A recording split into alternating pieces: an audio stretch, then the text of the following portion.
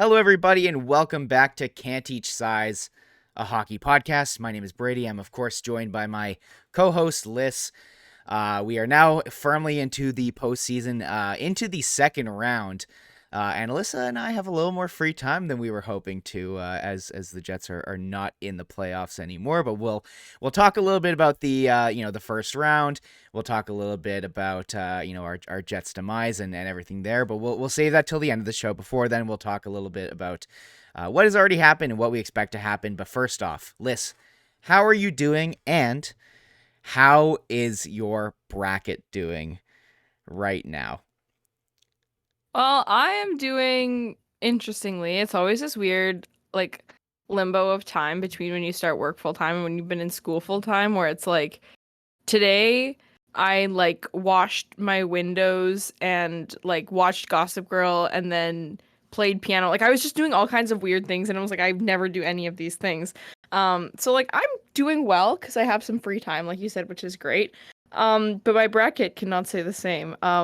We will be talking a little bit about our brackets and our predictions and how all of those went very south very quickly throughout the course of this episode. As far as teams that won, I got a couple of them right, less than I would have liked, and the I only got one matchup though right in who won and in what number of games. Any guesses as to what bracket that would have been? Well, I just threw up your bracket onto the screen here so we can have a look. Why don't you let us know? Why don't you let us know? Well, unfortunately for my mental health, the only one that I got actually right was Leafs in six over the Tampa Bay Lightning, which was inevitable. I think that was kind of the perfect storm that they had conjured up there. Obviously, if it had gone to seven, things might have looked a little bit different for them. And Tampa was a decent team this year, so they had some life to them and all that goodness. So, Leafs in six is not an egregious prediction. That was not my boldest by any means, but it was the only one that I ended up with that was anywhere near correct. Um, Looking across the board at a couple of other ones, fumbled the bag on Colorado, fumbled the bag on Boston.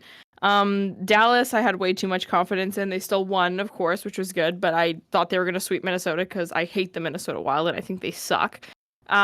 Jets, too much confidence. Isles, too much confidence. I was at such a toss up between New York and New Jersey where I was like, if I could put this in my bracket, I'd be like, it's going to seven and it's going to end in overtime in every single game because I feel like these teams are so tightly matched. So I wasn't surprised, but of course I chose on the coin flip the Rangers because why wouldn't I? So my bracket is kind of in shambles, Brady, if I'm being honest with you right now. That's I like how you said fumbled the bag on Boston, but let's be honest here, Boston fumbled the bag on itself. But we'll get into that in a bit. As far as brackets going, not to pat myself on the back, but I'm doing okay. I'm doing all right. I'll throw it up on the screen right now. So basically, right, the one series or the two, sorry, the couple series I got wrong here were obviously Boston. I don't think anyone can be really too upset with anyone for getting the Boston series incorrectly. But if you chose the Panthers, good for you. Maybe you saw something in Paul Maurice, and maybe we'll talk about that later on. Sorry, I literally just now got a notification from the score, with the title being Maurice refreshed in Florida, and the little quote is Panthers coach lost love of the game before resigning from Jets. So I live in hell, actually. There's been a lot of great hot takes being like, "Oh, the Jets should have kept Maurice." But anyways, I digress. Just to round out my bracket here, the only other ones were again Colorado.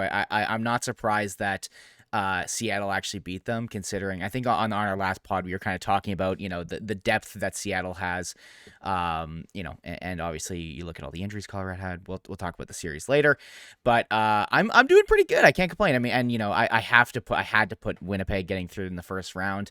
We'll get into why we thought that and how we're feeling today about it in a bit. But other than that, my bracket is still looking pretty healthy. I had Edmonton and Boston in the final.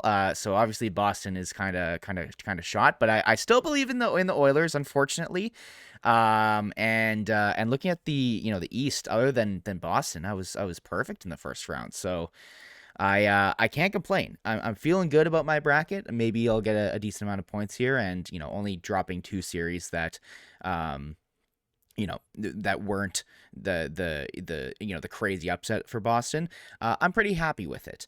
But anyways, let's get into talking about the previous. We'll talk a little bit more in depth on those series here, and then also kind of talk about the second round series that are coming up with the teams.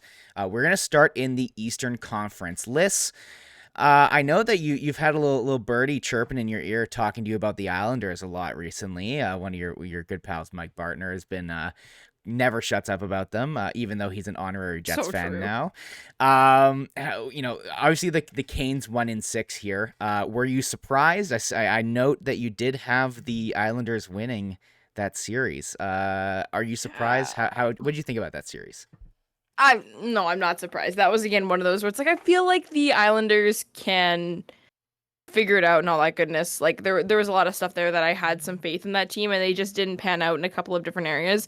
Their stars sucked. Like Bo Horvat, where was he? Matt Barzal, girl, where like there was just not a lot coming from those guys. Where if they had been producing like a goal a game, it would have changed everything, right? And you can always say that in hindsight, so that's not really fair of me to do. But like when the New York Islander you hear the most about is Pierre Engvall, you have an issue, right? So Sorry, I just had to that was laugh. no, it's true. He was kind of slang though, like I won't lie with you, but like it was just not like they're good guys. Like even Anders Lee, Josh Bailey, like I didn't see a whole ton from them where we needed to see it if you wanted to see that Alice team win. Carolina's just such a weird team to me, and I'm so excited to watch a little bit more of um this matchup of them against New Jersey, which obviously we'll talk a little bit more about because I feel like they're just like two of the most like vibes wise, very similar teams, style of play wise, two of the most polar opposite teams that you could possibly Hmm. find. So it's going to be really interesting to see that. But Carolina was a better team in that series, and they were a better team during the regular season, so I shouldn't be overly shocked. So Canes in 6 is not a crazy, term of events, but in any capacity for me. Yeah, I was not surprised. I believe on our previous show, I had the Canes going through, and the Canes have been one of those teams that like for years now we've always been talking about like, oh, they could really make some noise in the playoffs. I think this might be the year that they do it, but it was really interesting to see. I think they started the series with Antti Ranta in net, and Yeah, they were weird with their goaltending. I think Freddie Anderson started like the last game, and that was it or something. it was very odd, but I don't think goaltending really matters because I think regardless of those three goalies they have, Anderson, Kachetkov, and Ranta, all three of them can play and keep that team in it. And just the Canes are just a team that like have such a good structure. I love their like not culture, but like their mentality, their approach to hockey as a game. I love Rod Brindamore as a coach. So I'm really not surprised, even though they lost Evgeny or not, not Evgeny Svechnikov, Andrei Svechnikov. Sorry, the worst Svechnikov brother they lost. Yes. Even though they lost him, I was not surprised to see that they got through. I didn't think it was going to be maybe as easy as it looked. I would have expected Sorokin to maybe steal, I guess do a little It's bit just hard better. when your team has no possession over the course of like the entire series. Yeah, and I guess they did take him to 6 games. I maybe would have expected to maybe go to 7 if Sorokin could maybe steal another one, but c'est la vie. It is what it is. The right team moved on, and then unless you have anything else you want to say on that series, we move on to the Devils and Rangers, where the Devils come out in 7 on top of their Manhattan rivals, I would say. How are you feeling? Are you excited to see that the Devils finally I feel like that's another one of the teams kind of similar to the Canes, maybe in a lesser extent, that like for years maybe, and when I say lesser extent I mean like hey, they're gonna make the playoffs this year, not like hey, they're gonna go far in playoffs. hmm Obviously we saw a ridiculous year from the Devils. They finally turned it around. Jack Hughes looks insane, and yeah, that Rangers series, were I saw you did once again have the losing team. You had the Rangers going through. I defended myself earlier, but whatever. Yeah. Okay, here's my bone to pick with that series. I was so excited for that series. I thought it was just going to be crazy fun, and there was a lot of really fun stuff in it. But I'm sorry, the fun I was looking for was not Chris Kreider and company being like where was Artemi Panarin? Where was Patrick Kane? Where was Mika Zibanejad? I wanted all of those guys to be elite. Like Timo Meyer was like kind of nowhere also. Like he was fine. But like Jack Hughes was so good. Nico Hischier was so good. Like a lot of their players were so good on New Jersey and it was so fun. The Stars, I'm just gonna be throwing because I am such a your star power will win for you. Not if they play like shit. And that's what happened in New York. Like they were just not present at all.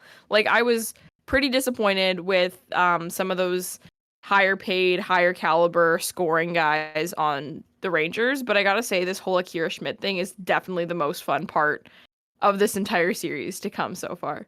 Absolutely. And, the Devils were kind of looking for a goalie for a while now. They figured out Mackenzie Blackwood wasn't the guy.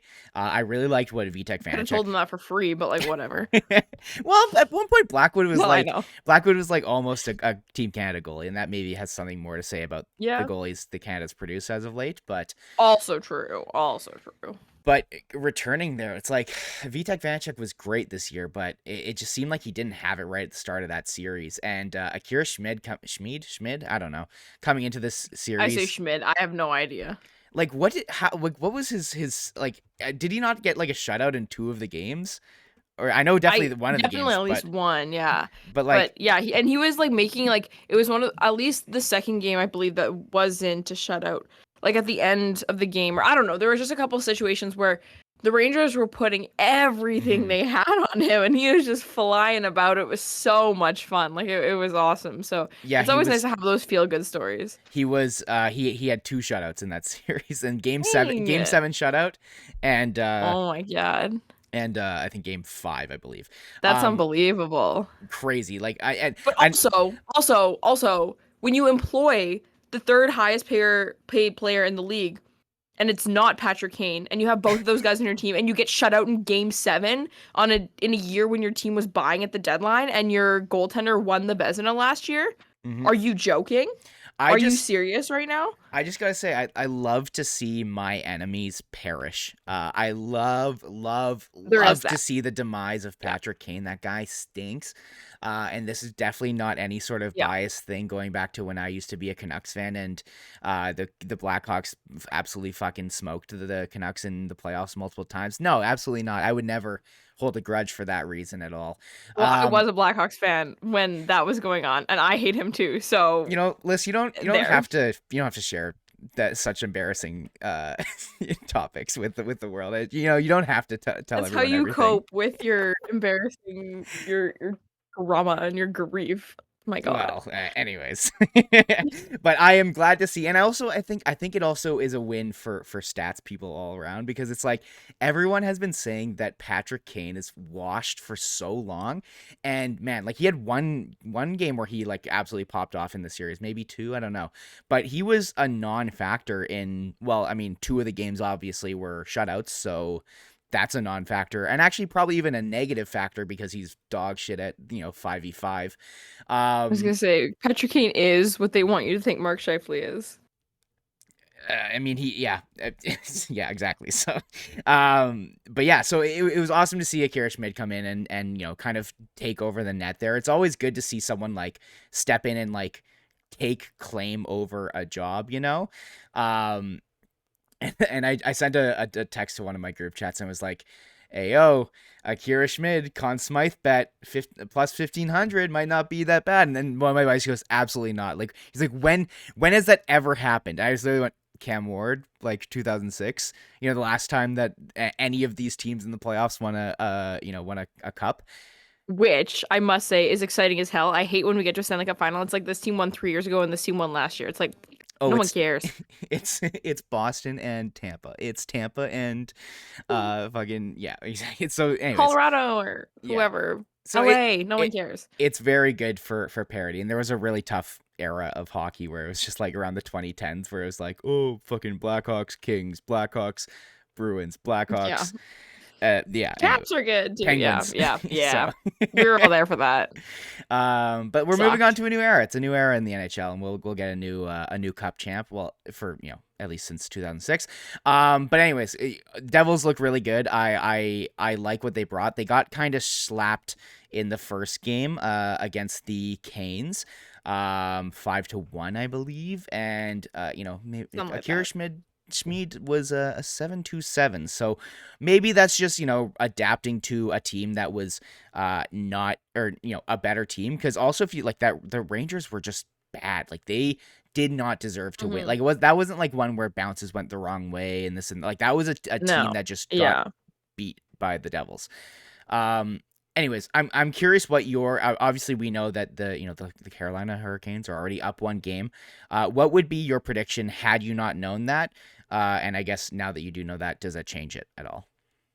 Yeah, like going into this, like I had this thing that like whoever wins that New York, New Jersey series wins the Metro type of thing. And not that it's always you play in your division or whatever, but basically it was like winner of that makes the cup final, in my opinion.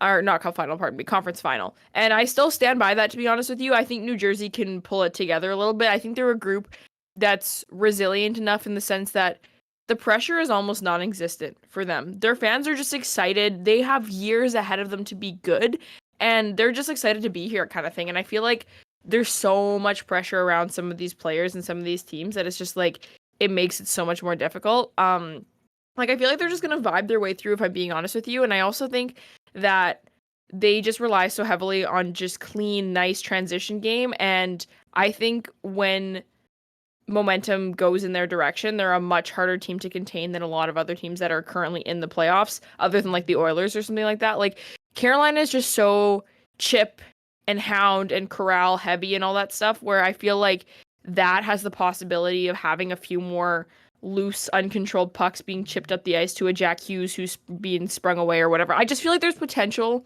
for them to get a few good pucks going in their direction and just start running up the ice and running up the ice. And I don't know. I don't trust goaltending in Carolina at all. And I would have said the same thing about New Jersey, and I still do not really trust the goaltending there. I feel like it's going to be a track meet in a weird capacity where both teams are playing very different styles of offense. So I really don't know. I'm excited to watch, and it's going to be a really fun series to watch as like a hockey fan who just really enjoys the game because I don't really have stakes in either of these two teams.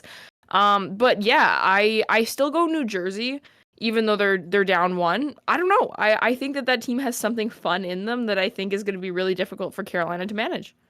For sure, yeah. I think it's really interesting. I'm looking at my bracket right now, and I did have matchup together, and I did put the Devils ahead of the two, and I think that came down to I was kind of worried to see how the Carolina Hurricanes would play without Evgeny Andrei Svechnikov. I'm having my Adam Wild moment right now, where I just keep fucking up the first names. When Andrei Svechnikov is out of the lineup, but now that I've seen it, and now that there's a bit more doubt cast onto Schmid, Akira, I don't know that guy, the goalie, the rookie goalie for the Devils. I didn't think that he would be playing. I thought it would be Vitek Vanacek, and now that we've seen he's kind of faltered, I think and this it doesn't have to even do necessarily with the fact that Carolina is up a game already. It just has to do with the fact that I feel more confident in Carolina, especially with the experience kind of that they have with that team. They have been in many playoff series where they have had to face adversity. The one thing I'll give the Devils credit for was they did really well. Lindy Ruff did really well at adapting to what was going on with how the Rangers were playing. And so if I'm not saying that this is a series that's over. I mean, it's only one game done. But I definitely see a world where the Devils do come out on top, and that has to do with Lindy Ruff kind of adapting to a better style to play against the Hurricanes. But I think I am going to change my pick from my bracket, and I'm going to go with the Hurricanes in, I would say, probably 6. I think the Devils will make it interesting, but looking at their whole package, man, like Brent Burns has been nuts too, and the fact that I actually do have confidence in their goalies. I think that I could see, if any of the goalies have a bad game, I think you could go to the next one, and you're pretty much safe.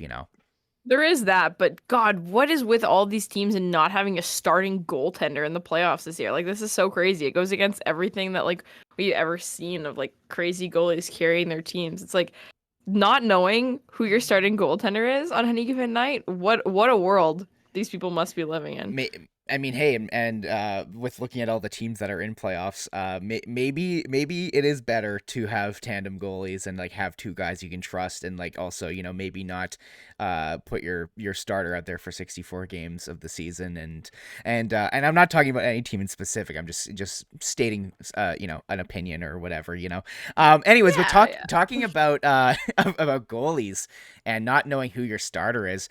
Let's move on to the Bruins Panthers series. I know in our list we Oh God. have Leaf Lightning, but I think that this is a better segue. Yeah. The Bruins, the Whew. big bad Bruins, the record-setting Boston Bruins of 2022-2023 have been eliminated in the playoffs in round 1 by Paul Maurice and the Florida Panthers, which also had two goalies that went back and forth. They started with Alex Lyon, which okay. Which I mean, Okay. he played well. To give him credit, he played well for a couple games there.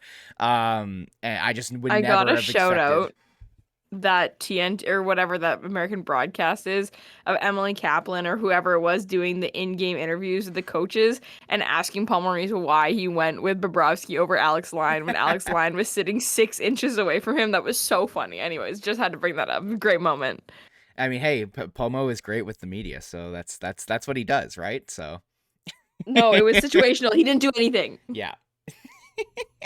Oh my god. Anyways, what'd you think about that series? That one was so interesting to me, especially with the Bruins obviously playing Allmark as they probably should have for majority of it, Yeah. and then deciding to go to Swayman only into game 7 Yeah. was very interesting, as well as the choice to go back to Bobrovsky after a couple games there in Florida. How did you, give me your thoughts on this series. How are you feeling knowing that Paul Maurice has surpassed the Winnipeg Jets in playoffs this year? That's terrible. That's not what I wanted to talk about, but whatever. Okay, so my thing with this series is obviously I had the Bruins winning, like pretty much everyone did. And in my opinion, going into these playoffs, the only way the Bruins were to not win would be if they played like shit.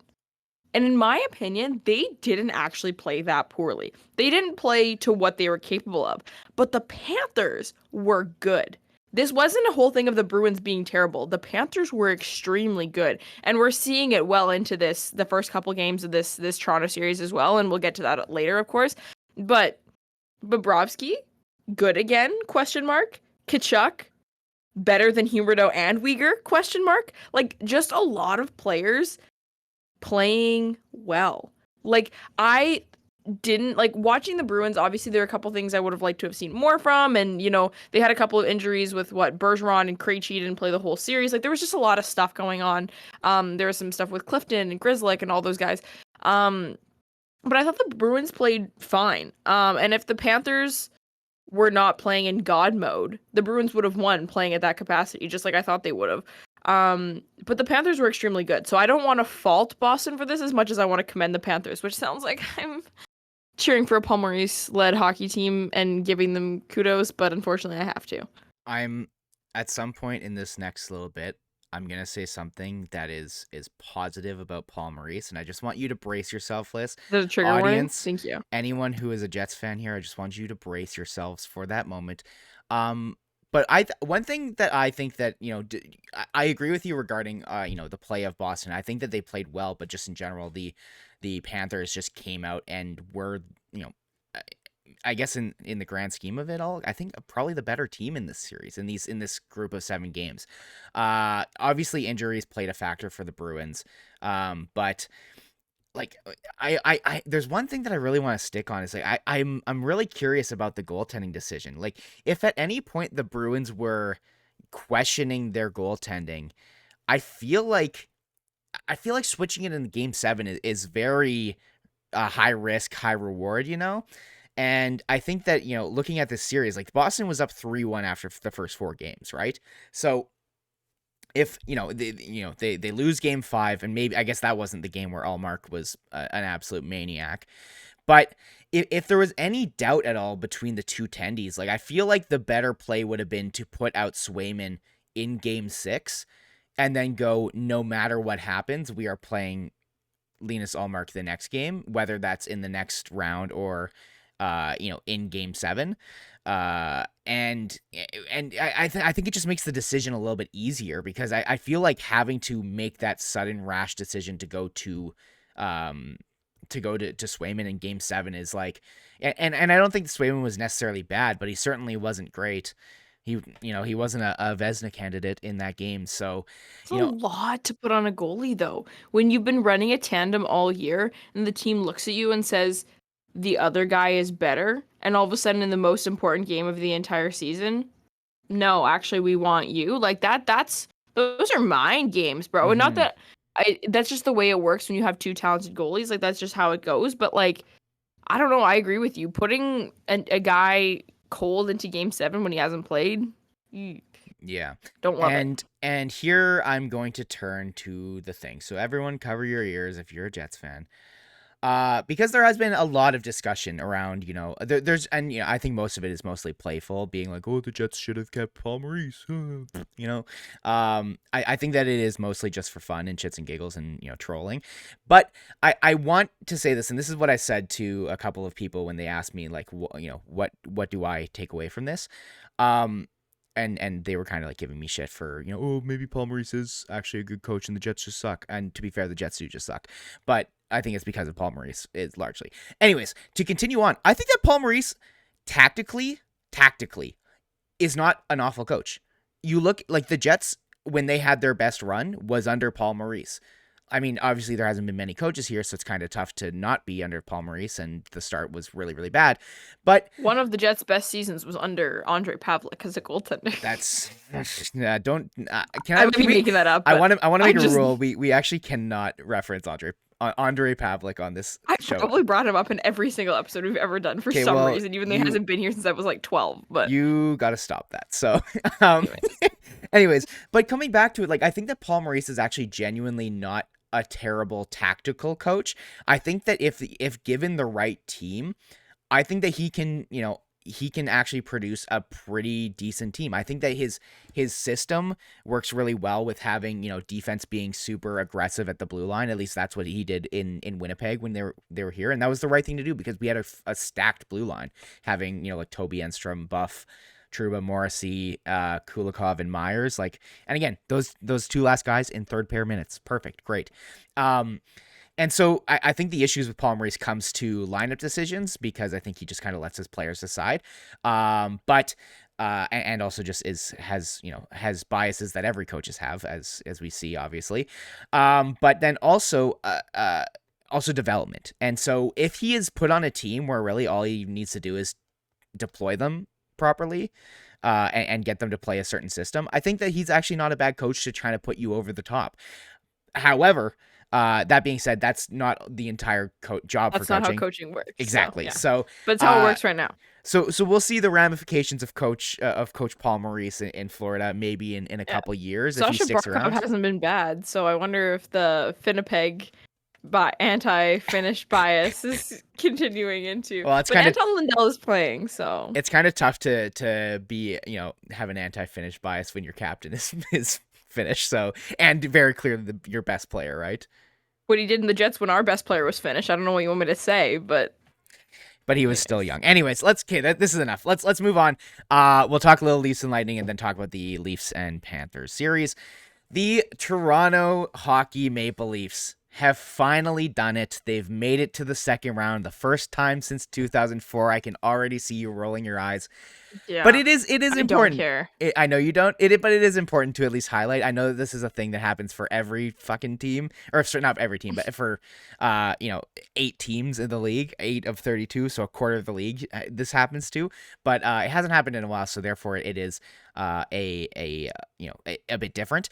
Can I say something nice about the Leafs while you're on this before I rip into them? Hey, it's your funeral. So you're saying that the one thing I will say, like you said, it happens to 8 teams, so who cares?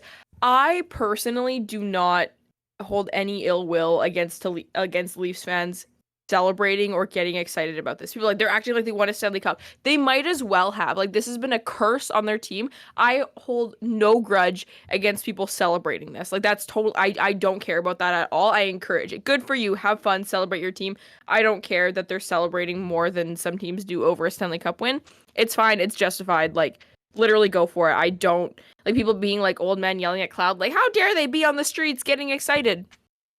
Dude, come on. Like you've followed what this team has been like the last few years. Like this is what they like whatever. I don't know. To be clear, we were all on the streets really excited during every home game for the Jets. So like it is what it is. Sorry, every home playoff game. But moving into the series a little bit here.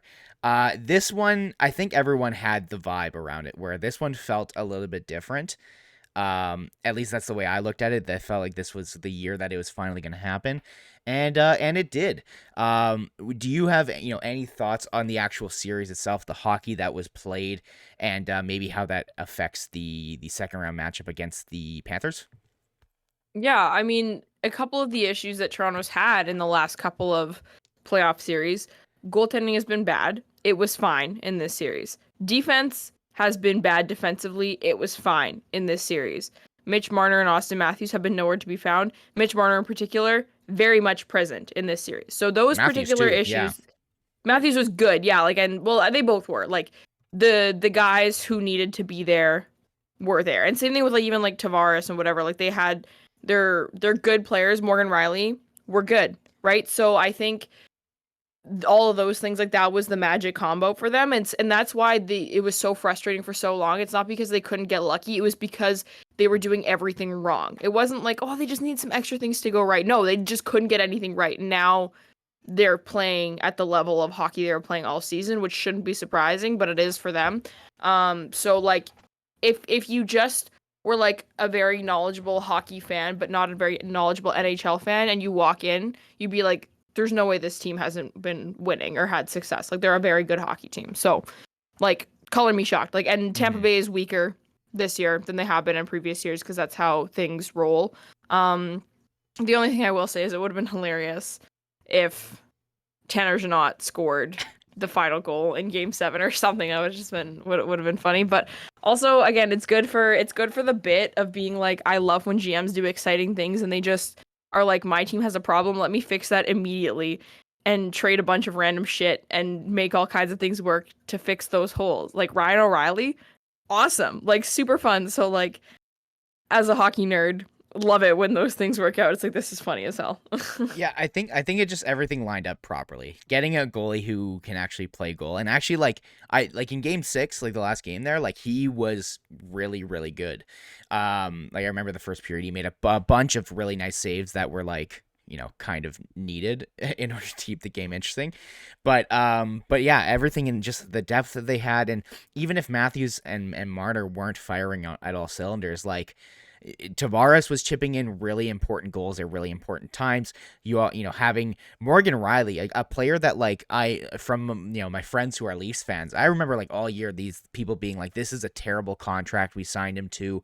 He's just empty calorie offense and blah blah blah and this and that. I'm just glad to see, happy for him and happy for my friends to see that, he actually showed up to the playoffs and was a huge difference maker.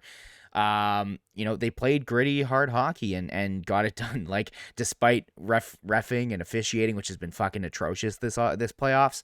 But I'll never say that it was bad on the Leafs end, because then I'm giving the Leafs fans rope that I don't want to give them. But yeah, anyways, regardless of that, everything just lined up. As you said, Matthews and Marner firing on all cylinders. The depth, really good. Defense chipping in on both ends of the ice, and a good goalie. And I will say this immediately after, I was like, they're gonna win the cup. They could win the cup, because now that they have this monkey on their off their back, it's like a freedom thing. It's a you can do anything. Whereas that kind of felt like it was always holding them back. And and the one thing that I really understood from my Leafs friends is them being like, hey, I know we won this, but like it felt like Sheldon Keefe was kind of outcoached. And you look at the fact that the Leafs mostly won on the road. Not only only one, but mostly won on the road.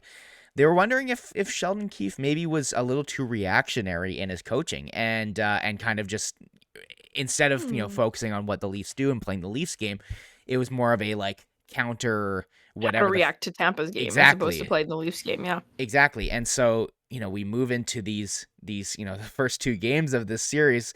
Ah. The Leafs are And down. this is where I dunk on them because screw those guys. The Leafs are down 2-0, and they were two games that were at home, and so who's to say really? Because maybe Sheldon Keefe just needs to like stop tinkering and stop like and just allow his team to play as they normally would, as if they were if they didn't have the last change. But looking at this right now, like I would say the Leafs were the better team, at least in one of the games. Like in game two, they were definitely the better team, but they just Yeah. couldn't do it. Rapping. To be fair, Sorry. I mean, Hey, no, there's no to be fair. There's no to be fair. The refs are dog for everyone. Yeah, For that's true. everyone. I don't care that George Peros used to play for the Habs. I don't care that this random ref's brothers, whatever. Okay, that one, that one, No, that I'm one I'll not talking about defend. Wes McCauley. I'm just Okay. saying, like, picking like a random, like, fell over at a Leafs game once, so therefore hates the Leafs forever. Like, there's just so much conspiracy going on with these stupid refs and this stupid team that I simply do not care to talk about it. I don't care. That's fair. The Wes McCauley one's dumb. I get that. Yes, it is. But who cares? That's fair. I don't care. Moving on. Before we do, what's your prediction here? And also give me your prediction pre and post 2-0. Pre, I had the Leafs making the Cup final, right? So like, I'm not here to pretend that I'm some insightful genius, but I don't think they're gonna win anymore. Like you said before, Sheldon Keefe hasn't been great at home. So it'll be interesting to see how the next couple of games go. But being down 2-0 going into Florida, not that that barn is crazy exciting at the best of times anyway, but like you never want to leave home 2-0 in the playoffs. So I'm worried about them. I think you'd be silly not to be. Like I think most people are. I still think that they can pull it off, but fuck it, I'm going Florida. I think Florida pulls this one off. That's fair, and I understand. I think I'm gonna stick to my gut, and I think the Leafs pull this one out. I think they'll figure it out. I think something will click with them. And again, I think that there's a level of freedom that has been given to them. And that at this point they who knows what they could do. So I'm gonna say Leafs. I'm gonna say in 7 because we're already 2 games in and they gotta win 4 of the next 5. You're not gonna say Leafs in 4? Crazy. Yeah, that'd be a wild. But I did have the Leafs. I mean, I guess obviously it doesn't change because if anything, it's just made my position worse. But I do think the Leafs will come back and win this. But I would be totally fine if they didn't because it would be really funny. But also it would kind of suck because we're kind of the Leafs versus Paul Maurice. It's really a double-edged sword. Anyways, alrighty, that's the East. We'll move on to the West. Let's start off with the Kraken and Avalanche, the former Stanley Cup champions, taken down by not the Panthers. I read the Panthers. Sorry, the Kraken. New team in second year in the league in 7 games. Lyss, reaction. So I had the Colorado Avalanche winning the Stanley Cup in my bracket. Like elephant in the room here. I had a lot more faith in this team than maybe I should have. But it's giving New Jersey. There's no pressure there. They're just having a good time out there in Seattle, and they're just playing their game. And their game all year has been this player will score 2 goals tonight, won't score next game. He'll be good defensively, but he'll be quieter, and someone else will score 2 goals, and we'll have different heroes of different games, and everyone's gonna play fine.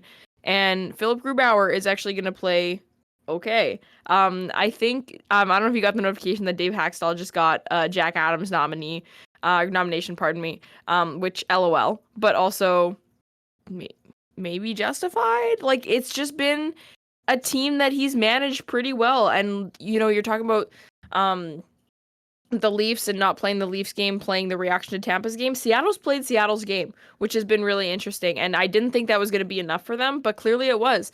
Colorado was very underwhelming for a lot of different things. I don't want to talk about Val Nichushkin, but that was a loss to their team. Nathan MacKinnon was good. Mikko Rantanen was good, but beyond that, they had a couple players who were just not quite living up to expectations. Cale Makar was fine, but he wasn't the same electric Cale Makar that we saw for his healthy part of the regular season. There was just a lot that wasn't enough for me for the Colorado Avalanche. But then again, when a series goes to 7 games, it's not always easy to be like, oh, the winning team was so much better. There were times when Colorado was a more dominant team, especially when McKinnon was on the ice, right? You would watch them and you're like, there's no way Seattle's going to come out on top of this. But Nathan McKinnon's not on the ice every 5 seconds. So I don't know. It was a fun series to watch. But this whole storyline around the Seattle Kraken is lots of fun to me. Do they not feel like the Golden Knights in 2018? Like, A little. obviously they A don't little. have their Marc-Andre Fleury. Like Philip Grubauer is a guy, but he's not Marc-Andre Fleury in 2018. Vezina nominee, so Oh yeah, I guess. Fuck Christ. Based off of winning games because he played with the Avalanche. But anyways, neither here nor there. Coming back to the this was the series that was the quintessential depth versus star power, and at the end of the day, like the Avalanche, I think as you put it out there, like Nathan McKinnon can't be on the ice all game. There's 4 lines. Obviously he's going to play like 20 minutes a night, but that leaves 40 minutes a night where Nathan McKinnon isn't on the ice. And the Avalanche this year versus last year, first off, not having Gabe Landeskog, not having, Nazem Kadri, not having, obviously Val Nichushkin is, we're not going to talk about that's a big loss. Burakovsky too. Yeah, of course. Yeah, exactly.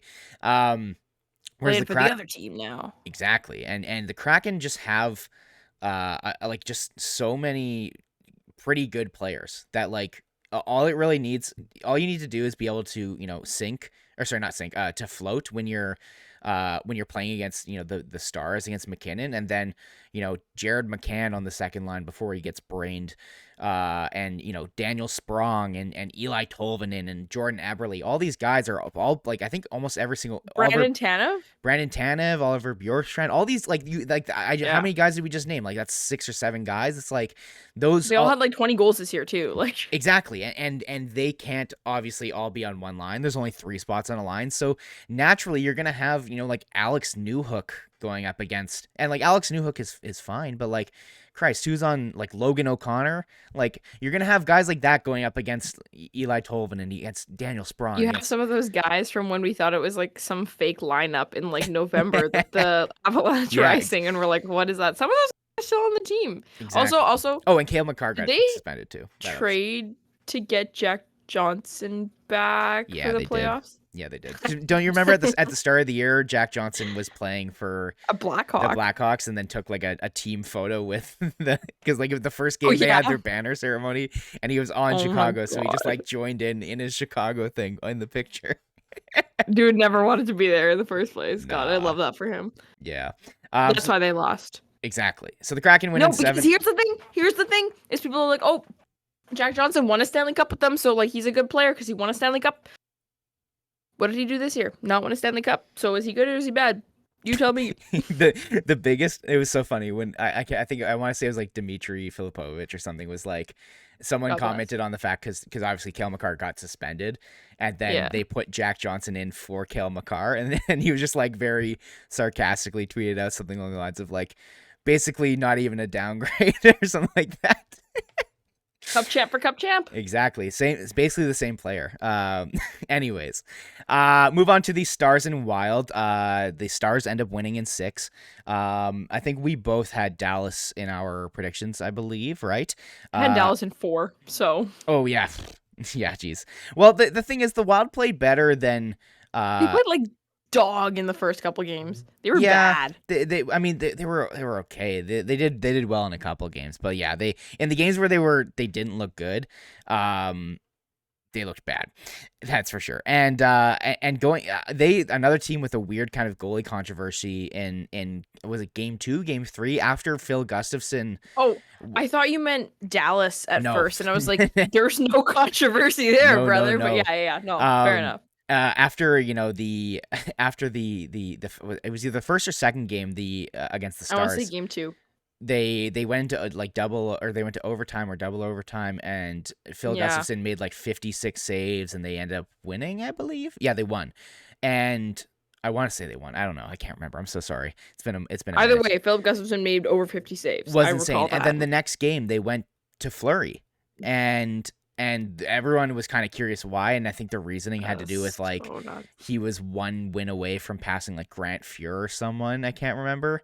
That's what it I was. think it was that, and then also Oh my that god. way they kind of get an idea of where he's at. It's better. I mean, to be fair, it's better to do Yeah. that, and also they wanted to keep Gus fresh for the rest of the series, Mm-hmm. however long that was.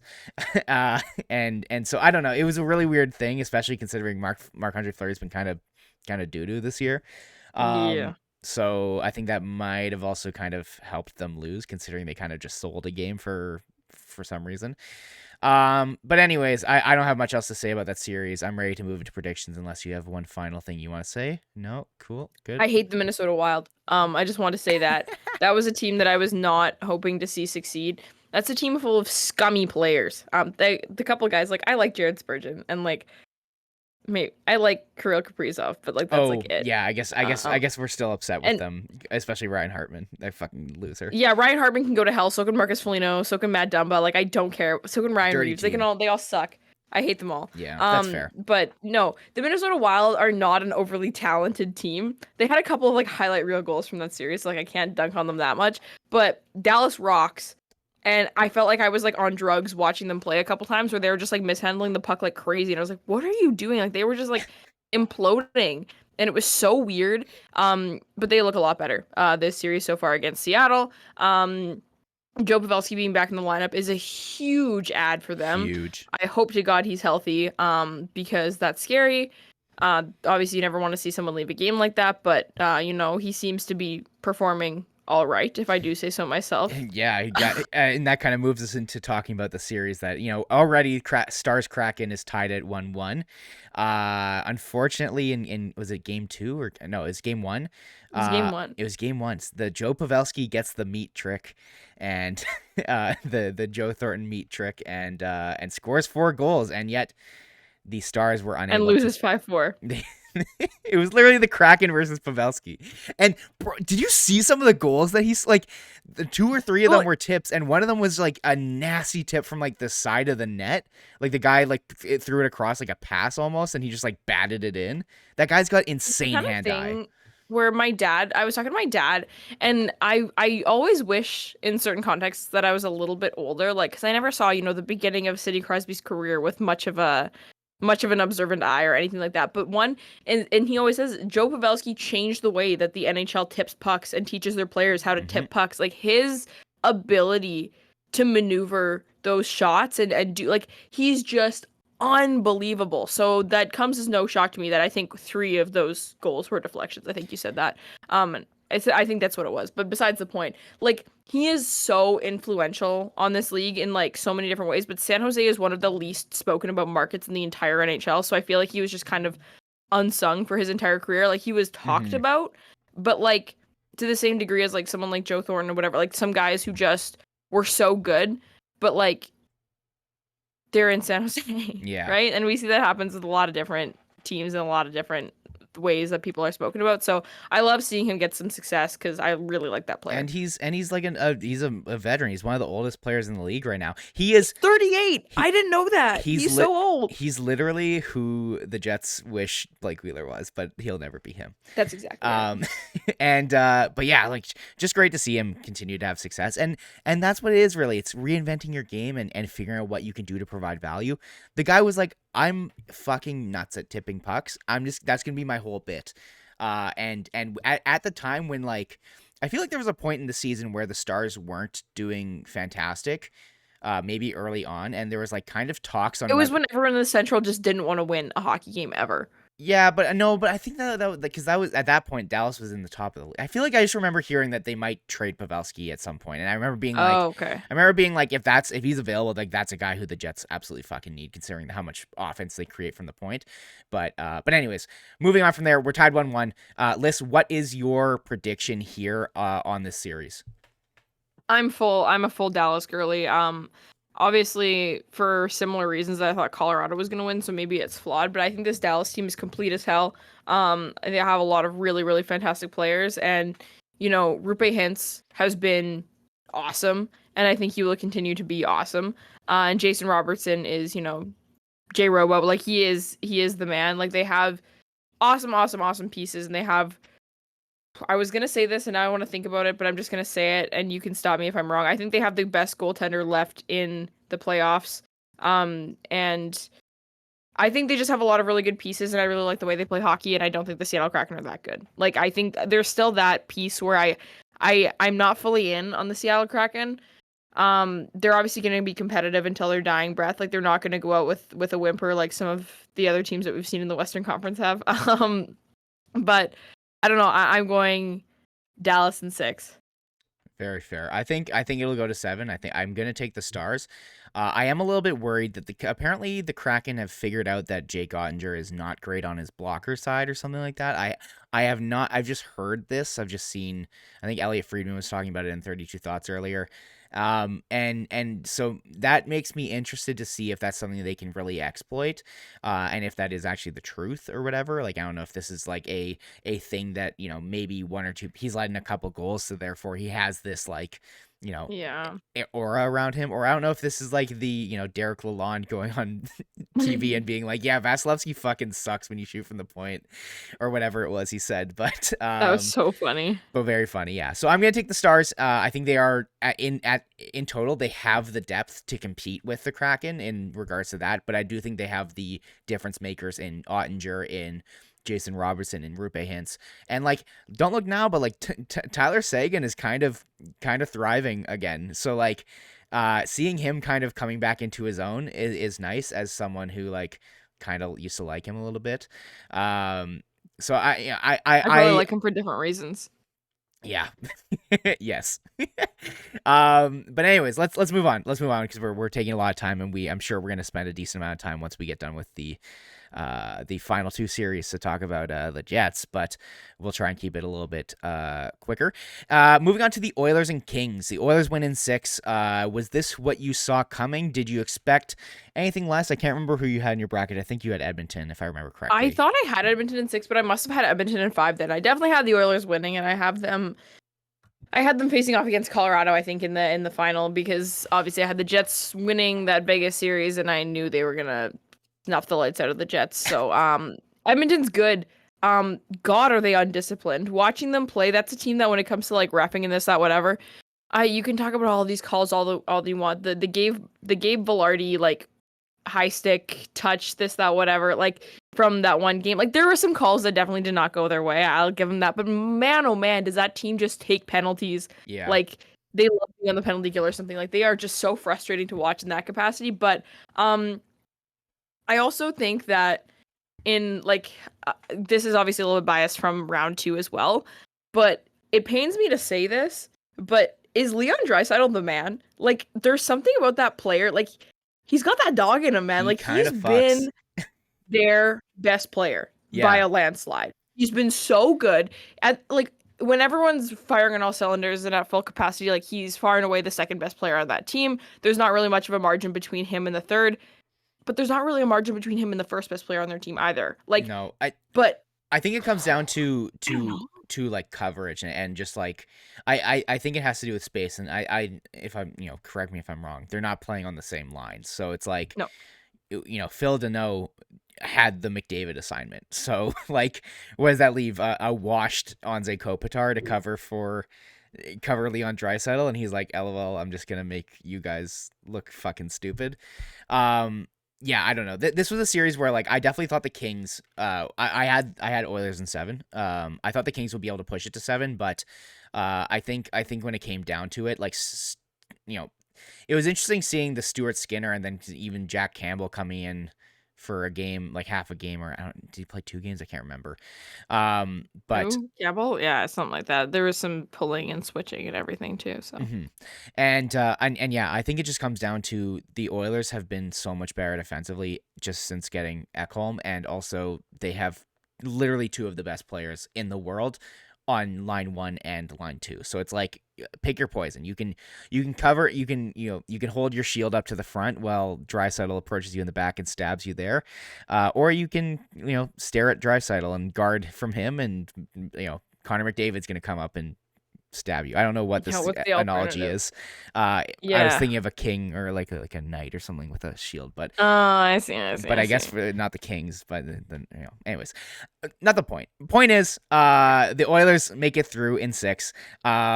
And then they obviously will be facing the Golden Knights. They've already played one game against the Golden Knights, who have a bit of a depleted lineup, as we kind of saw. Like Shea Theodore was held out of one of the games against the Jets, so was Brady McNabb. They were back in time for the second or for the starting game against the Oilers. Likely, probably they just were like, we don't need to I necessarily feel like we're not gonna lose this game, exacerbate. so who cares? Exactly.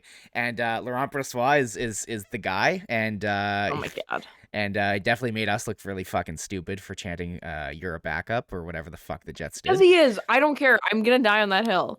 He's a 1B. He's a 1B slash a backup. He's a So 1B. Yeah, good for him. so Um, uh yeah. so anyways, But you're point is, gonna need a 1A against the Oilers, so yeah. Point is with the Knights, Bruce Cassidy, good, really good coach. Mark so Stone, really true. good player. Jack So true. Eichel, really good player. Shea So Theodore, true. Pietrangelo, good D-man. Braden McNabb, big motherfucker, annoying. Ivan Barbashev, good pickup. They kind of had their way with the Jets, other than game 1. If you're wanting a more in-depth look at how this series went, feel free to check out Listen and Mai's post-mortem final game over on SDPN, because Yeah. our last show was very much talking about that series as a whole, and then talking about where the Jets go as a whole moving forward. But before Oh we do Lord. talk about the Jets, what I think that the Knights were really good at was they adapted to the way that the Jets played. They played their own, but Oh yeah. still managed to play their own game, which was just keeping teams to the outside and only letting in specific shots. Uh, and it's a game plan that works. And looking at this series, I mean, they're already up 1-0 on the Oilers. I mean, it's only one game. Woo! How? I mean, do you want? I don't really want to talk about the series, but with the Knights and Jets, I'll be No. honest, we've already kind of talked all about it. And Travis Yost had a great tweet that was like, "This first round has had some awesome playoff hockey. The Winnipeg Jets were also there." Yeah. Like, it's almost not even worth talking about because the hockey was just not good across the board. Vegas didn't have to do much. Jets weren't doing much. So it's kind of whatever. But I'm excited to watch them play Edmonton. I didn't get to watch much of the last game, but I think they're like obviously they don't have the same two-way eliteness that the LA Kings do and someone like Philip Deneau.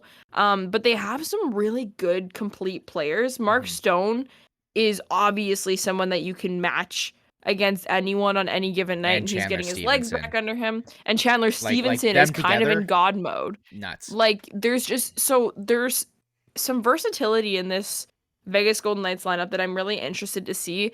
And also I could be completely making this up, but um Edmonton feels a bit more to me like a rush chance chaos first shot team, Mm-hmm. like elite sniping, like some really awesome shots. Like, and Brossoit does a decent job of stopping those first shots. It's his rebound control and the secondary chances where he really struggles, and Yeah. that's where Edmonton's gonna need to pick it up a little bit, because Bross will manage them, but he's not going to be exploited to the full capacity as you will if you just hound the net. But like you said, Vegas is really good at making sure that that doesn't happen. So I'm really excited to watch the series, to be honest with you. Like, I hate the Oilers just because they're the Oilers. Like, I think most Western Canadian non-Oilers hockey fans do, just because they're annoying. But like, they're fun to watch. Like, they're Yeah. so chaotic, and the way that they jump on pucks to the blue line is unlike any team I feel like I've watched in recent history. Like, they're cool as hell. So it's gonna be fun hockey. I have the Oilers coming out on top in that one, unfortunately. I just think that there's some, but if they can't figure out how to stay off the power or penalty kill, pardon me, I think that Jack Eichel from the Circle and a couple of their other really nifty players are going to make for a rough power play for Edmonton to have to manage. And the special teams battle is a very real thing in the playoffs. So I don't know. I'm really interested to see. I have Edmonton coming up on top, but I don't know. I don't know. What do you think?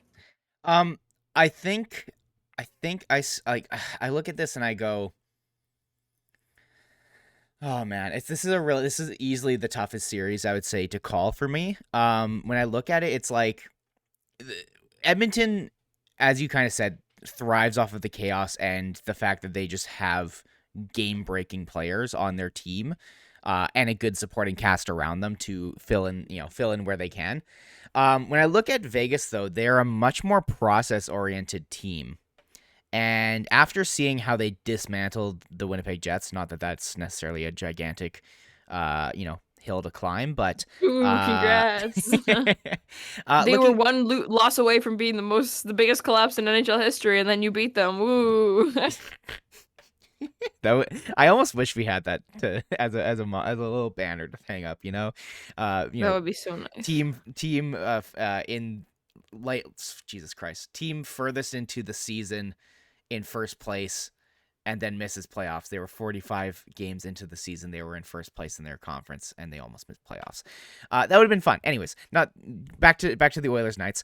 The Knights are a process oriented team, and I think that in the grand scheme of things, that should be what wins.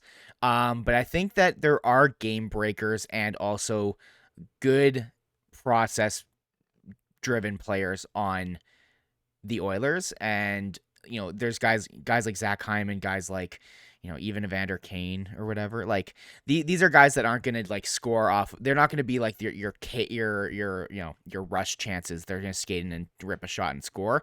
They're more of a like we're gonna cycle it and get some shots in the slot and get some really nice passes from Connor McDavid and Leon Draisaitl.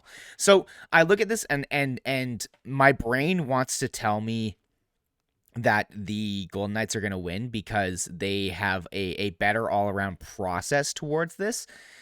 But my heart is telling me the Oilers are going to win because they just have such insane, like it's like rolling dice. It's like with them, I feel like it's like either they are going to handedly come back in the series and win, or they just might not get the bounces, and it is what it is. But I look at them, and especially considering the fact that I had the Jets over the Knights originally, I think I have to put the Oilers over the Knights as well, considering I do have the Oilers going to the finals. So I am going to take the Oilers, and I do think it's going to take 7 for this series. Like, this is going to be easily the Yeah, no, biggest that's coin flip. super reasonable. Alrighty, and that finishes up our second round preview slash review of the first round.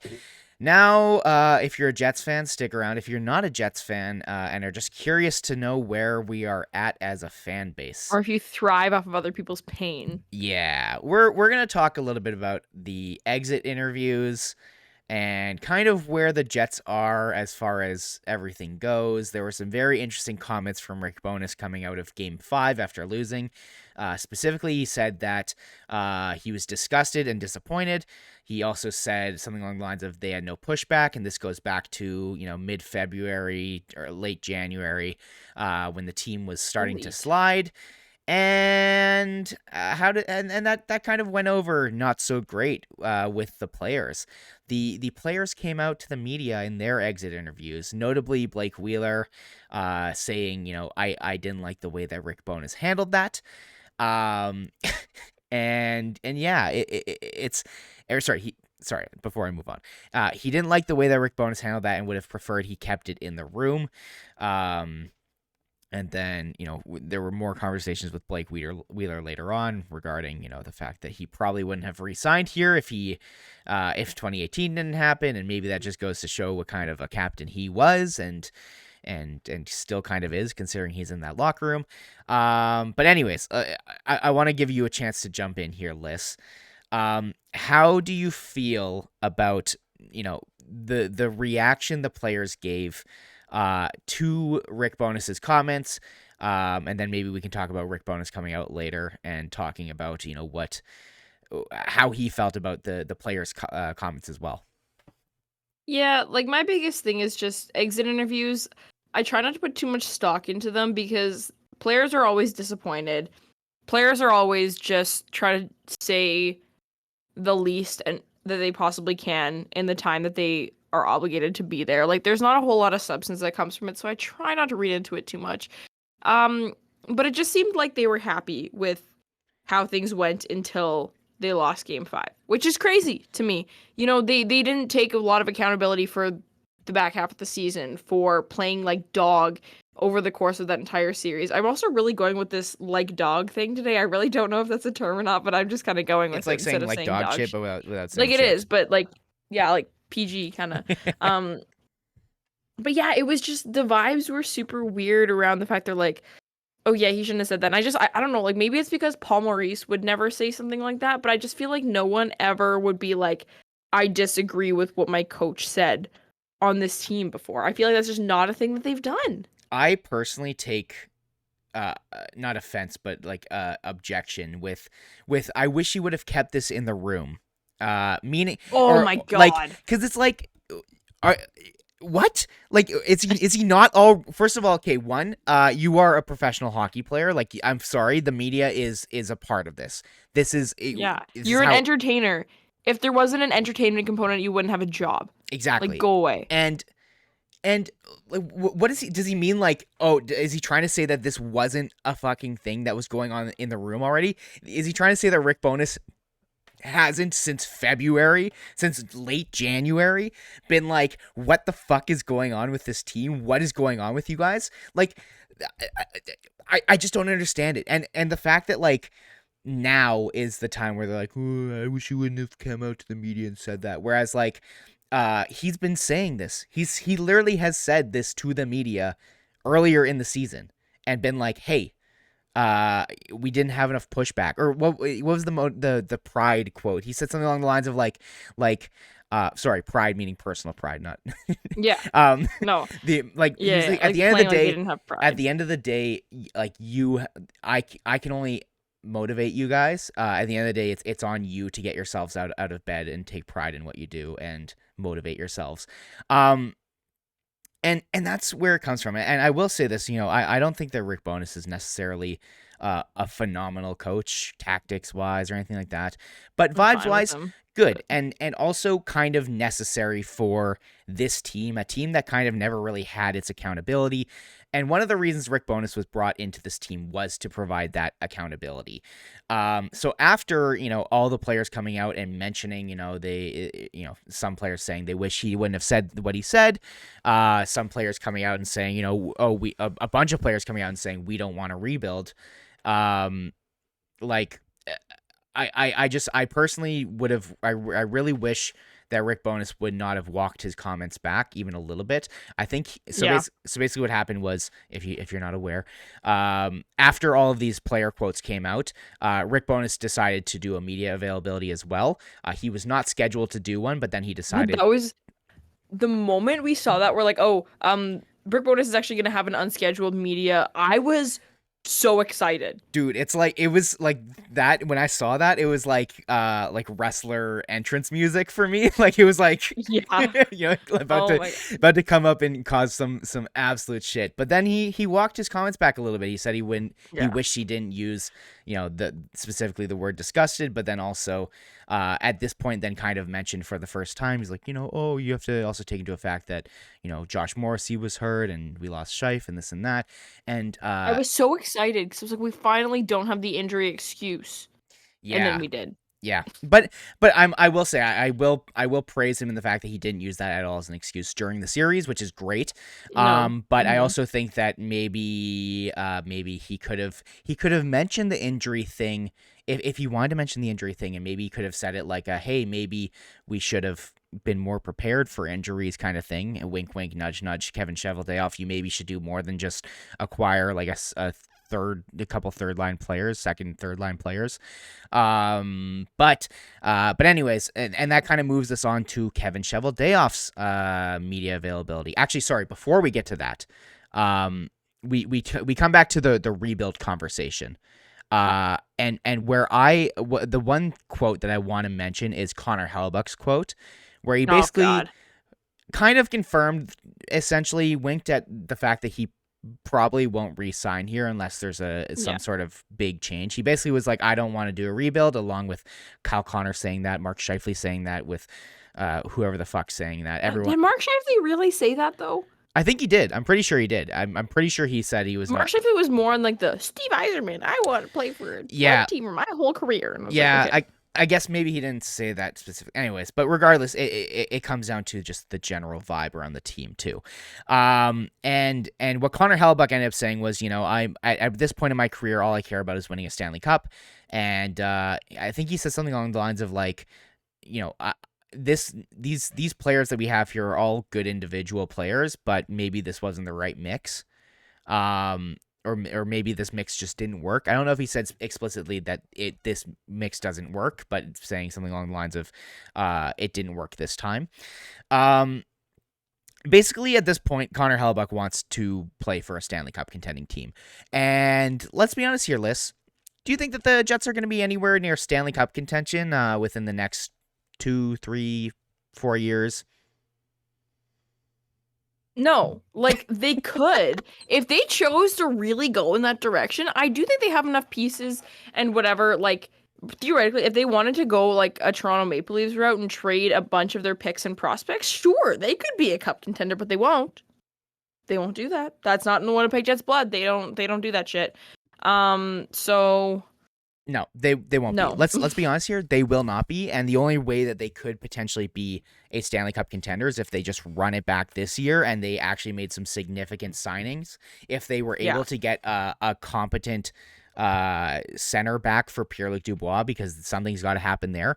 But the reality is, it's all for nothing, because we already know that this group, unless they got like significant pieces that would be essentially would be a new core, or at least a part of the new core. This current core doesn't have it. They just don't. They do not have it. Mark Scheifele, Kyle Connor, and Blake Wheeler are not a competent group of 3 players that you can put in your top 6 and be like, we're going to be a team that goes far in playoffs. It's just not going to happen. Those players give up too much defensively and do not and they are weak when it comes to like fragile. Like the fact that Blake Wheeler came out to the media after losing to fucking St. Louis and was just told a reporter to fuck off when they asked, would you have expected maybe a little bit more pushback in that game? The fact that he said he didn't want to re-sign here, but then he was convinced because he thought he might win. The fact that everything we've seen since then, and everything that's gone on with Mark Scheifele, with the fucking Jake Evans hit, with complaining about Oh being my here, God. and I don't know if I'm gonna be here next year, this and that, and then being like, the media hates us and whatever he said a And that couple was years heat of ago. the moment. I didn't say that. It's giving Eric Stahl a pride jersey. It's like, here's a quote you said. I didn't say that. Yeah. Anyways, I don't know where I was going with this. My point in saying all this is that something's gonna happen with Pierre-Luc Dubois at some point. You got to figure out what you're doing with Connor Hellebuck. And realistically, there's not enough moves that the Jets could make in order to become a playoff contending team. So what they absolutely have to do, and what everyone is saying they have to do, is fucking tear this thing down. So that's kind of the vibe around the fan base right now at the moment.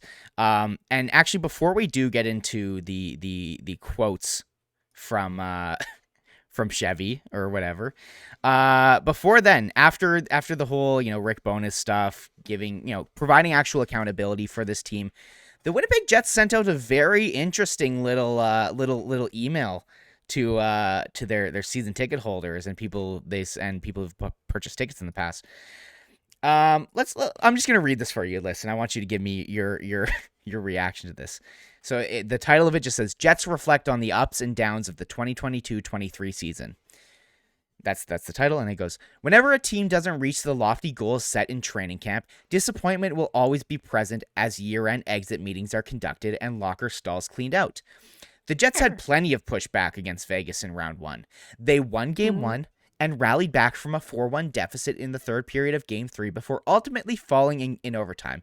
In Game 4, another deficit, this time 3-1, became a 1-goal game in the third before an empty netter. The only disappointing part was Game 5. First off, I just want to mention that, when they say the only disappointing part was Game 5, I just happened to notice a complete lack of any mention of Game 2. So that's interesting.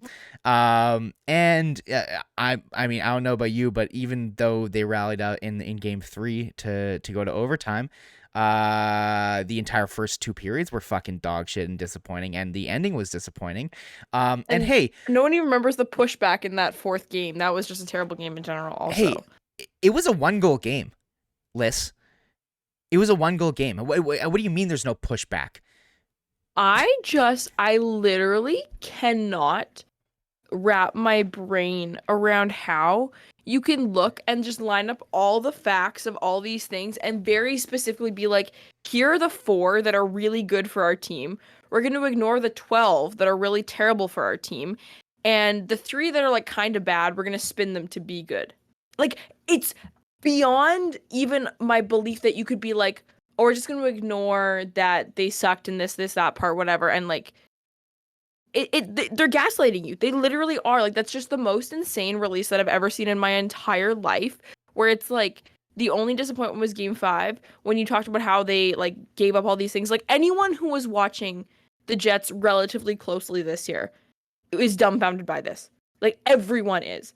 And that's the whole thing, is Winnipeg takes pride in their fans being educated hockey fans and hockey people and smart hockey fans, and, you know, being more students of the game than other markets or whatever. Then are you trying to make them hate you? Because that's kind of what you're doing with this. Because anyone who's got a brain cell in their head is like, huh? Over It's this email? It's insane. it is beyond me. You know, if you're anywhere near Winnipeg, you know that right now the Jets are kind of having a little bit of trouble selling tickets, probably because they're offering, like, first off, season ticket holders. First off, the team has been kind of disappointing for the past few years, so that's already one thing. The direction isn't very clear, so that's another thing. The in-game experience is one of the worst in all of the NHL. We do have a loud building and it is fun and everything like that, but at the end of the day, the you know, there's a lack of fun and atmosphere at the games sometimes, and also it comes down to, you know, from what I've heard from season ticket holders, they're frustrated because the Jets are going to send out, hey, this Tuesday, come to a game for $50 and your beer is free. And also we're going to send out these game packs for super cheap discounted because we're struggling to get fans. So all these people who paid, like, you know, actual face value ticket price are like, what the fuck? I only want to go Where's the benefit? Yeah. I only want to go to 15, like 10, 15 games a year anyways. Why wouldn't I just buy these ones and, you know, these big packs where I get these bonuses for buying them. And then I can choose my games and then also not have to deal with the fact that I'm probably going to sell, you know, 20, 30, 40% of my tickets, because that's what most season ticket holders do. They can't go to every single game, or they split it with someone or whatever. Point is, it's just easier to not put down however many thousands of dollars it is, and then maybe, you know, just go to the games that actually make sense for you to go to, rather than having this financial burden.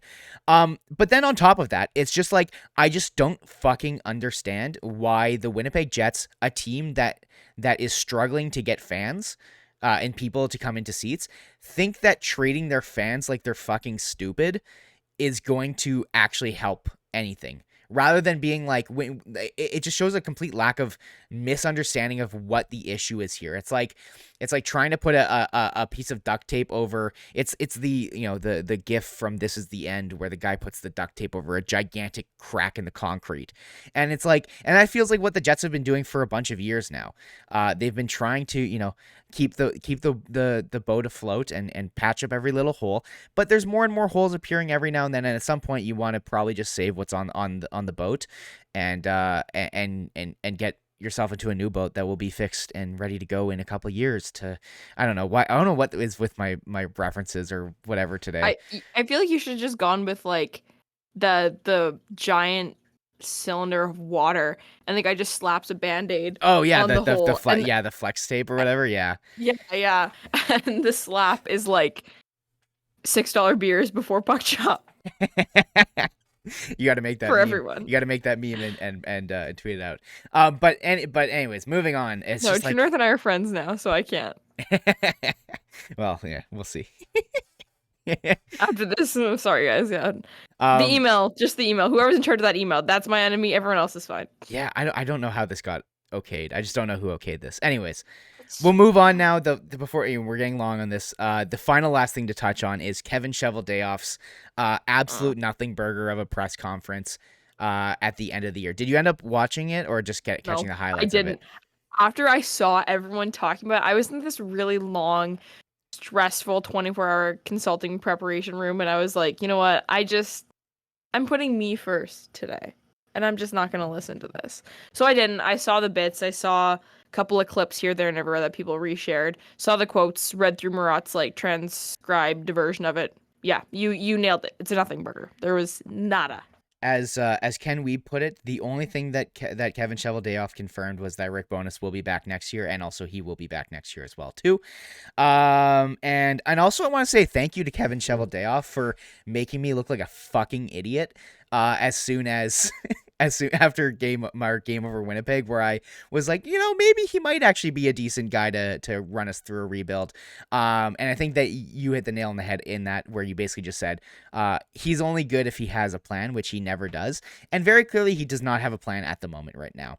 I may be a little bit optimistic that because of one specific quote he had where he was like, I'm also, a part of this too, and I'm also like a fan and this and that. So I want to make sure that, we take a step back and not let our emotions cloud us, going forward. So maybe, hopefully, time is a sobering drink for Kevin Cheveldayoff, and he can look and see with, sober eyes that this team needs a teardown at some point. You need to recoup assets for your pending UFAs and your guys who already obviously want to go to Montreal, not naming any names.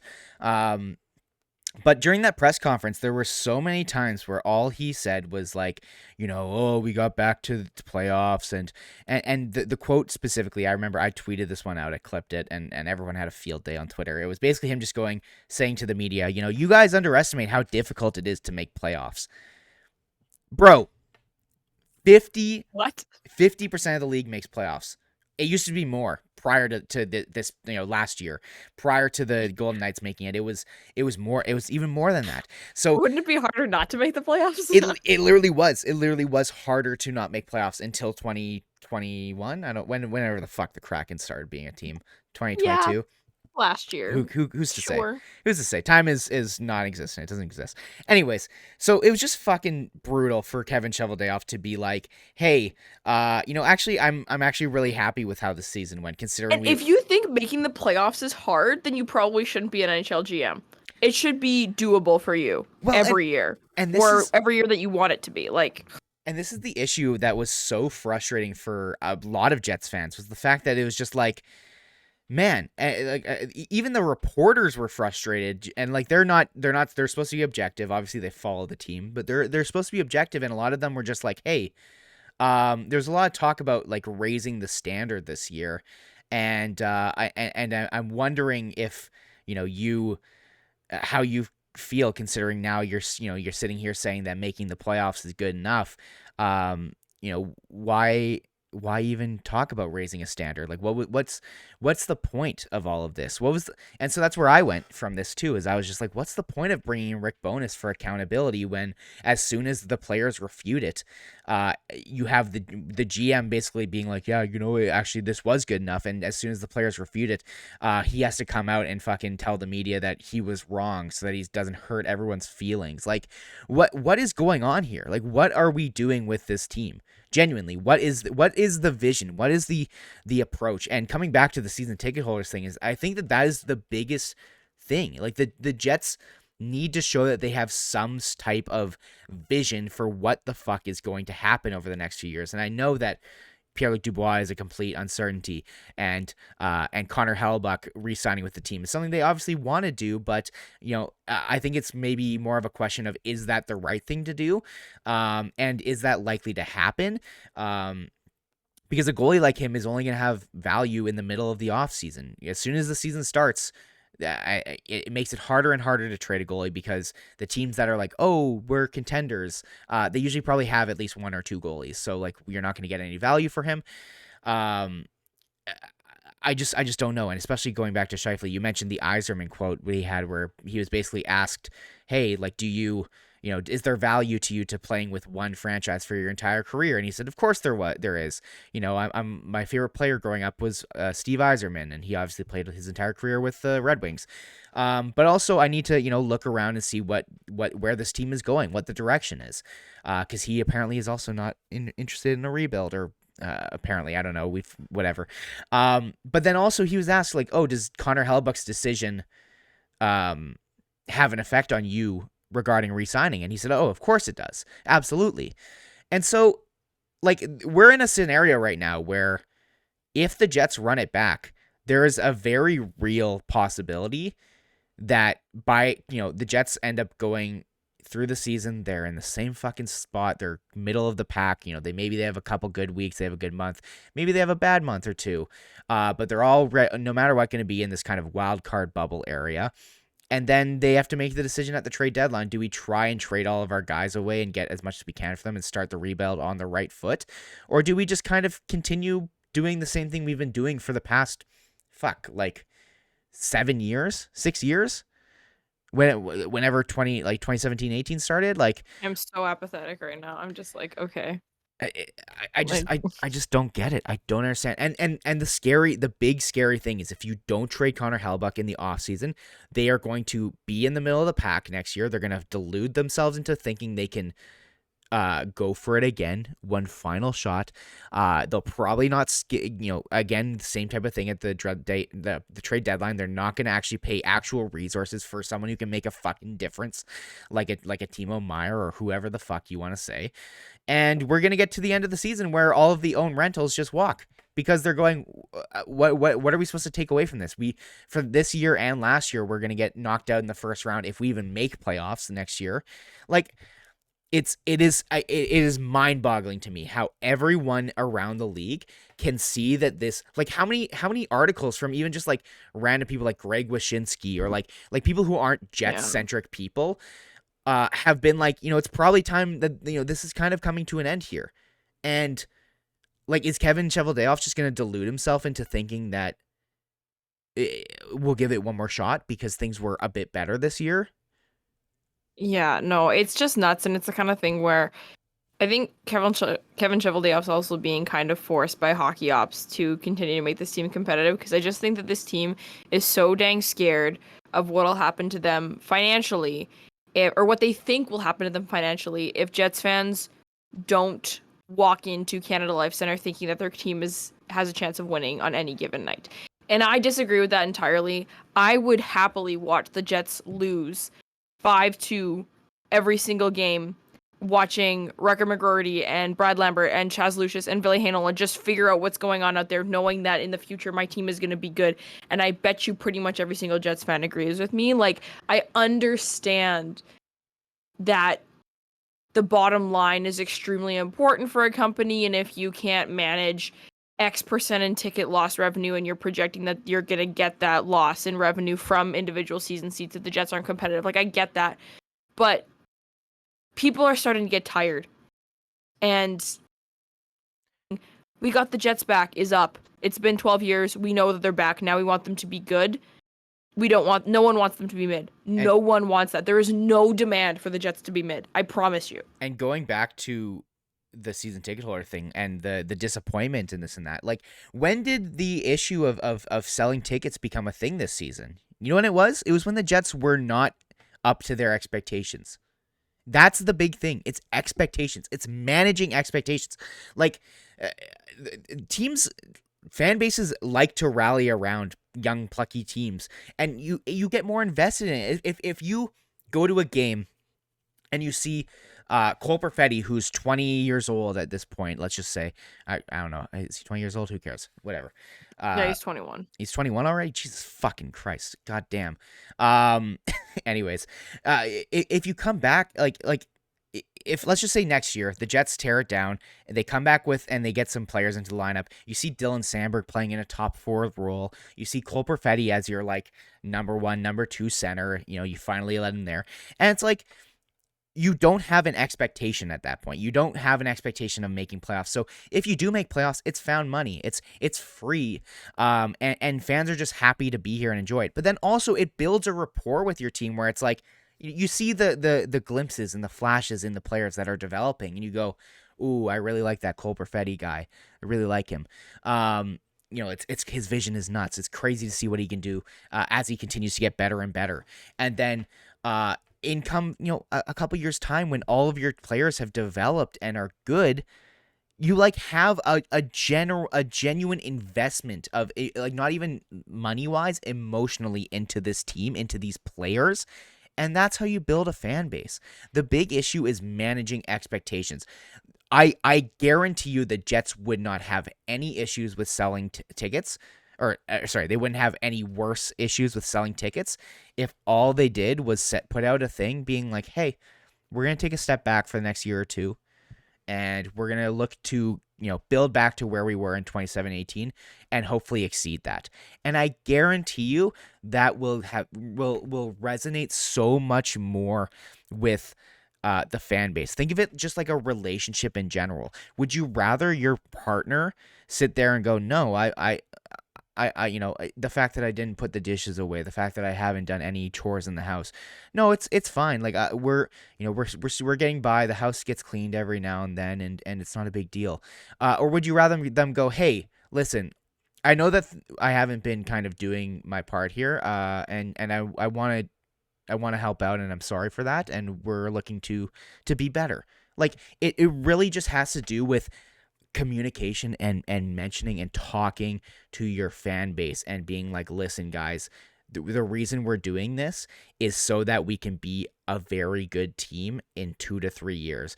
And again, it's just we look at it from now, and who knows? Like we could have taken a step back this past year. We could have done it. We could have sold off on our Brendan Dillons, our Nate Schmitz, our this guy, or that guy, our Mark Scheifele while he has 2 years left, our Pierre-Luc Dubois when we already know that he's wants to pack up and leave in 2 years.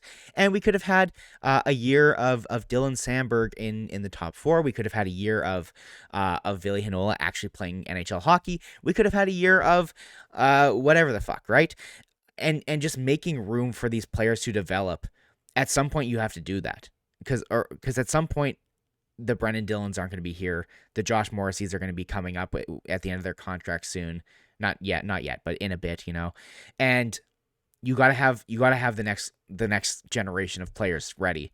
And that's what the Jets have failed at doing. They have not developed anyone at the NHL level since like Kyle Connor, I guess. Yeah, I was gonna say you also can't be a team that flaunts that they're a draft and develop team and be good every year. Like that's literally not how that works ever. So there's just a lot of, I don't know, it just feels like I work in HR, right? Or I have worked in HR in different jobs, and it's the kind of thing where it's like, say your employees are like, hey, we're not getting paid enough to manage the like how rigid our schedules are and this, that, whatever. And then their bosses are like, oh, okay. And they throw a pizza party.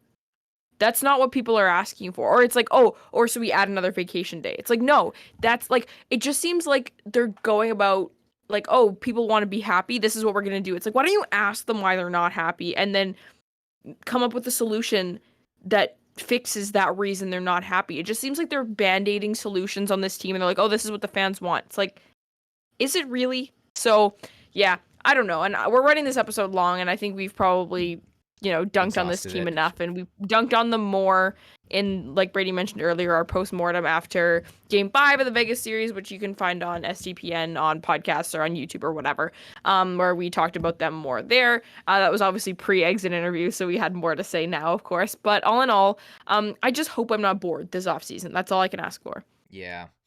Yep, and on the topic of the off season, we'll probably be a little bit more active on here in the off season. We might see a little bit of changes. Who knows? We'll see what comes. We're in discussions to figure out exactly where we want to take this, and how we can adapt it to work with our schedule next year as we return for Game Over.